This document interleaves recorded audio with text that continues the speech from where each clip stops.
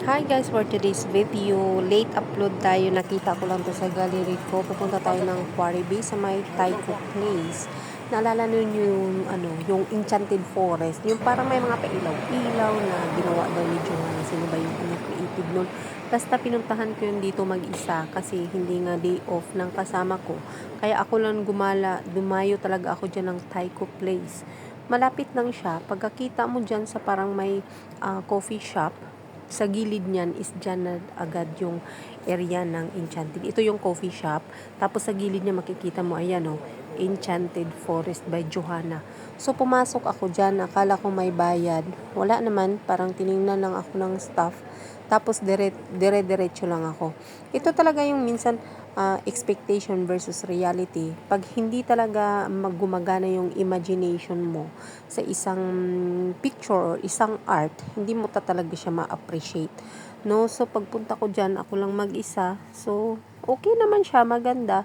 Pero kailangan talaga ng time para para ikutin mo ba, tapos magbantay ka na umilaw lahat, tapos para makita mo yung parang mga art nila na ginawa. Maganda naman siya, maraming tao dito.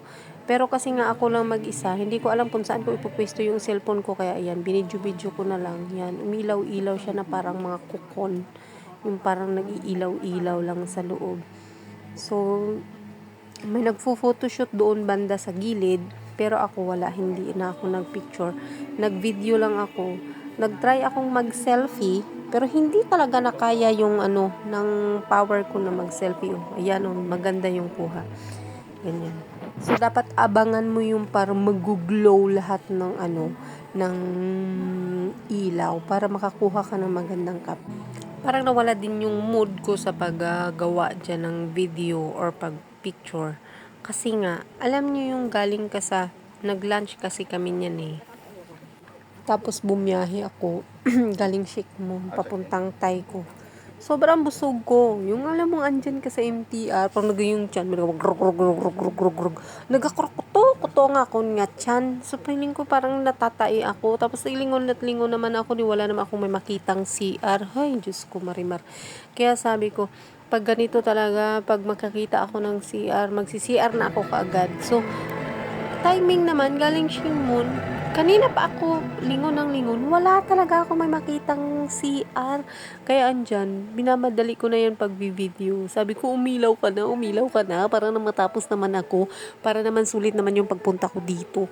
Kasi nga, nagtitingin-tingin ako kung may CR. Ay nako, naubos talaga yung oras ko kakakaantay sa i-fast forward ko na to o ipabilisan ko na lang yung video ko para at least makita nyo na andyan na talaga yung mga nag-iilaw-ilaw. So, dapat pagpupunta kayo dito next time, kasi late naman to, dapat may kasama kayo. Tapos, aabangan nyo na umilaw siya, tsaka kayo mag-video or mag-picture. Yan yung ginagawa ng iba dyan. Iba, partner-partner sila. Tapos, may nagpa-flashlight para at least may reflect na ilaw para at least magiging maliwanag naman yung mukha mo pag video kasi ang hirap talaga kumuha ng video. So, yan guys, pagdating ko dyan, mga ilang minuto lang siguro ako nyan, nagkuha ako ng video, tapos bumaba na ako, naghanap ako ng CR, hindi ko na talaga mapigilan yung yung alam nyo na, yung something na nagakuto-kuto dyan sa tiyan ko. Tapos alam mo yung ginawa ko, naglakad pa ako niyan, pumunta ako doon sa may nakakita ako ng McDo. Sa McDo pa talaga ako, iniwan ko kung saan na yun banda, basta pagkakita ko ng McDonald, doon na talaga ako nag-CR ako. Uy sus, ang hirap kayang magbiyahe na ganyan, na busog ka. Tapos ang layo pa ng pupuntahan mo, dapat lingon at lingon ka agad para pagkakita mo ng CR, mag-CR ka na. Number 1 talaga yan na pinaka dito sa Hong Kong, yung CR. Kasi wala masyado. May mga public toilet naman usually sa mga restaurant. Pero pag yun naglalakad-lakad ka, dapat lingon ka nang agad. Pag makakita ka ng CR ka na agad. Kasi hindi mo alam kung saan banda na naman yung may susunod na CR. So yan, nag-enjoy naman sana ako. Kaso lang, tinatawag tayo ng kalikasan, kailangan natin mag-exit. So, yan si Lolo, kita nyo may dala siyang selfie stick. Nag-i-stay siya sa isang lugar, mga almost 10 minutes siguro, nag-aantay siya na umilaw para at least maganda yung kuha niya. Sulit naman siya, tapos libre lang yung yung entrance. Wala entrance yung diyan, yung exhibit na yan na art. Ang ganda, no, di ba? So guys, next time pupunta kayo diyan na maaga, pero alam ko ngayon wala na to, late upload na to yun sa akin. Ngayon ko lang nakita sa gallery ko. So thank you for watching, guys. Sa susunod ko na naman na pag-vlog, pag-voice over, na practice na ako, guys. Thank you for watching. Bye-bye.